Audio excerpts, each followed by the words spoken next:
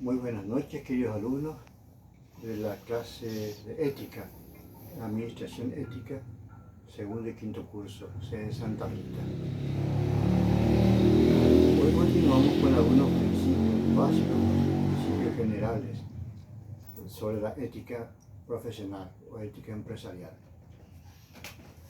Ustedes van a recibir un esquema, un resumen, y ustedes van a ir simplemente en la primera parte rellenando, van a hacer un resumen, un esquema de los principales principios éticos de la sociedad. Y en segunda parte, algunas principales normas éticas para el manejo de la sociedad. Normas ideales, no siempre cumplimos eso, pero lo ideal. Y también hacer un pequeño esquema, un cuadro general de los principales objetivos. Objetivos personales, objetivos de la persona en relación con otra persona y objetivos de la sociedad. Como digo, todo esto que estamos estudiando es muy teórico, muy ideal. En la práctica a veces es muy otra cosa.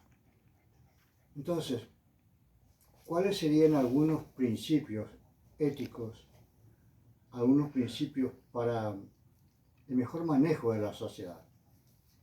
Tenemos, por ejemplo, los conceptos de principio de integridad, principio de soberanía y principio de justicia social, y algunos criterios. ¿Cuáles serían los principios de integridad? Toda persona debe procurar ser íntegro consigo mismo y con los demás.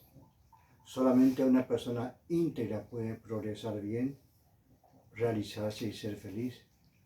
Si no es íntegra, va a ser corrupta.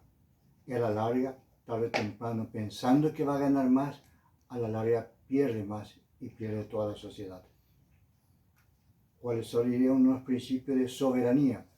Soberanía es que cada persona pueda actuar de forma independiente, de forma autónoma. Soberano significa ser dueño de sí mismo, de su destino y su nariz. También soberano significa ser independiente como sociedad, no depender de los demás, hacer todo lo posible que no dependamos de los otros. Claro que siempre una sociedad va a depender de otro. Paraguay depende bastante de Brasil, de Argentina, por ejemplo, y ellos también dependen de nosotros, porque ahora más que nunca ya están queriendo abrir el puente para venir a trabajar a estos lados. Brasil, que es tan poderoso, necesita a nosotros, había sido. Y nosotros necesitamos de sus producciones, de sus productos. Entonces somos interdependientes. No hay un pueblo totalmente independiente. Somos interdependientes. Así Dios nos hizo para que podamos convivir y compartir mejor. También el principio, justamente, que es la justicia social. Se hablaba mucho solamente de la justicia personal, la justicia conmutativa, el dar a cada uno lo suyo. Pero ahora, en estos últimos tiempos, últimos 50 años, también se insiste en la justicia social, porque se ve que hay tantas distancias sociales. Por un lado, ricos cada vez más ricos, y por otro lado, pobres cada vez más pobres. Y a veces ricos a costa de los pobres, haciéndole más pobres. Paga, por ejemplo, a miles de obreros muy poco sueldo, no valora el trabajo, no existe ese valor humano del trabajo. Digamos, paga un sueldo mínimo, lo mínimo para que sobreviva a 1000 personas, para que una persona o dos o un grupo gane más. Entonces eso se tiene que equilibrar para que el mundo mejore. Con este COVID-19, con ese virus, se nos mostró eso, que la plata vale, pero vale en el sentido de que para el bien común. La plata es un instrumento eficaz para vivir bien, pero no vale nada frente a la vida humana. Nosotros necesitamos del dinero, necesitamos del capital, pero el capital tiene que estar al servicio del hombre y al servicio de todos. Si el dinero vale, no debe ser nuestro patrón. El dinero vale, pero debe ser nuestro empleado.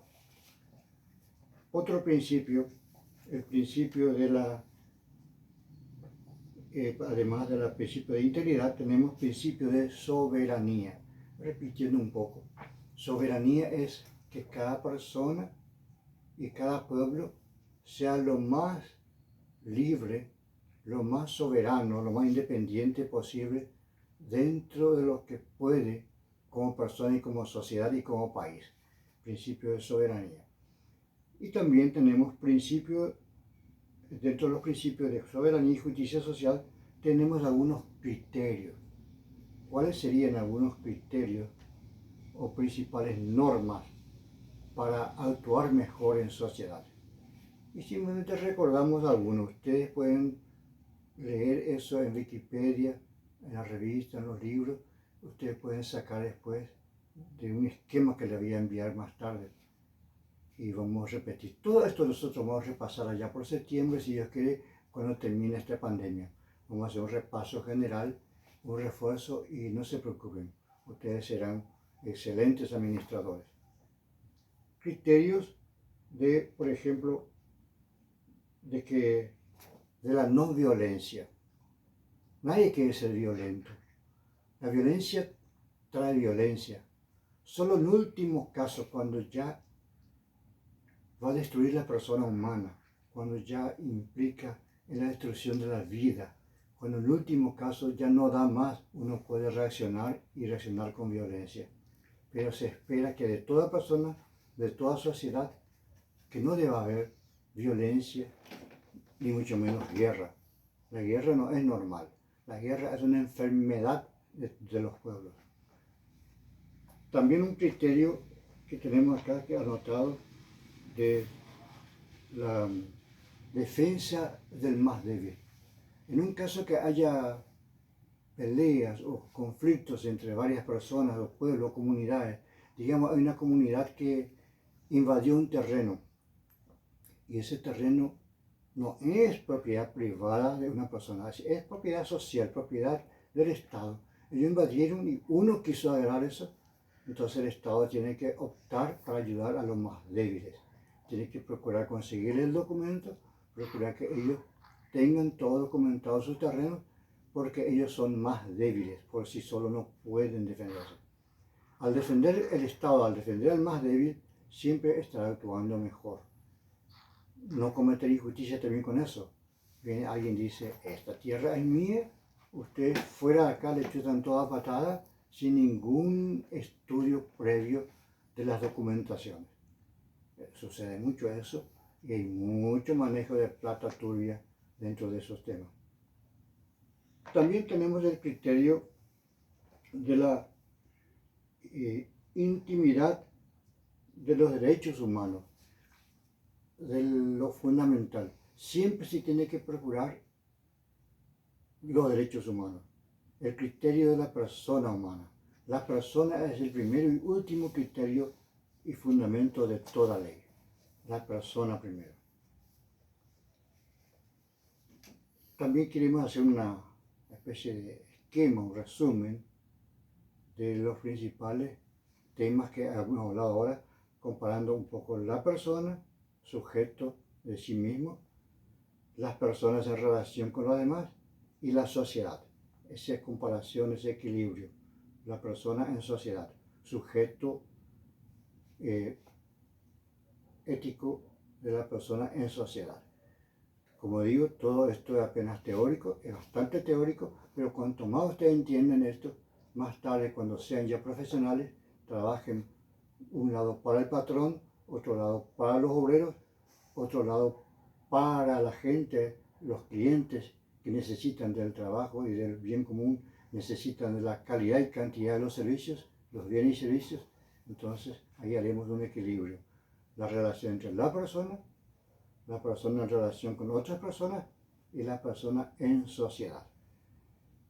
Después yo le voy a enviar por un esquema, la próxima semana, un resumen, un esquema exacto. Pero lo importante es que ustedes busquen esto en un libro de ética profesional que van a encontrar en YouTube o van a encontrar en Wikipedia. Wikipedia tiene todo. Ética profesional o ética administrativa, e intentan hacer este esquema. Es muy sencillo. Entonces la primera parte vale 5 puntos, la segunda parte 3 puntos, la tercera parte 2 puntos. Y después vamos a ir sumando todo y evaluando y reevaluando todo esto. Muchas gracias.